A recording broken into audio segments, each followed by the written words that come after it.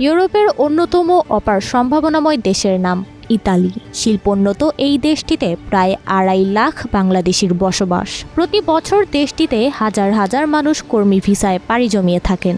বিপুল সংখ্যক এই প্রবাসীদের সেবায় ইতালির রোমে স্থায়ী দূতাবাস সহ রয়েছে অঞ্চলভিত্তিক কনস্যুলেট সেবা কার্যালয়। তবে সম্প্রতি দূতাবাস সহ কনস্যুলেট অফিসে কর্মী সংকটের কারণে প্রবাসী বাংলাদেশিরা চরম ভোগান্তির শিকার হচ্ছেন। প্রয়োজনীয় সেবা নিতে দূতাবাসে আসা প্রবাসীদের দীর্ঘ সময় অপেক্ষা করতে হচ্ছে। এতে প্রবাসীদের মধ্যে ক্ষোভ এবং হতাশা বাড়ছে।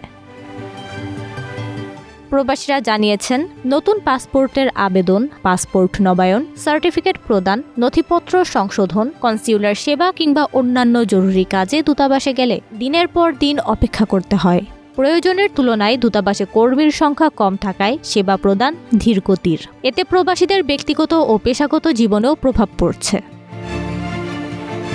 দূতাবাস সূত্রে জানা গেছে, দীর্ঘদিন ধরেই প্রয়োজনীয় জনবলের ঘাটতি রয়েছে। বিশেষ করে কনস্যুলার বিভাগে কর্মীদের চাপ অনেক বেশি। ইতালিতে প্রবাসী বাংলাদেশিদের সংখ্যা দিন দিন বাড়লেও দূতাবাসে কর্মীর সংখ্যা বাড়ানো হয়নি। এ বিষয়ে দূতাবাসের একজন কর্মকর্তা জানান, কর্মী সংকট নিরসনে পদক্ষেপ এবং বিষয়টি বাংলাদেশ সরকারের সংশ্লিষ্ট মন্ত্রণালয়কে জানানো হয়েছে। দ্রুত সমস্যার সমাধানের জন্য তারা কাজ করছেন বলে আশ্বস্ত করেছেন।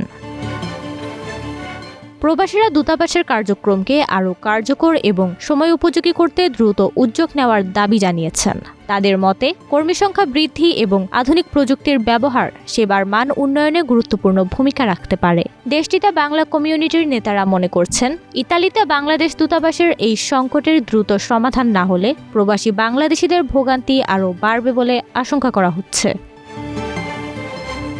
নওরিন নাওয়ার, প্রবাস খবর।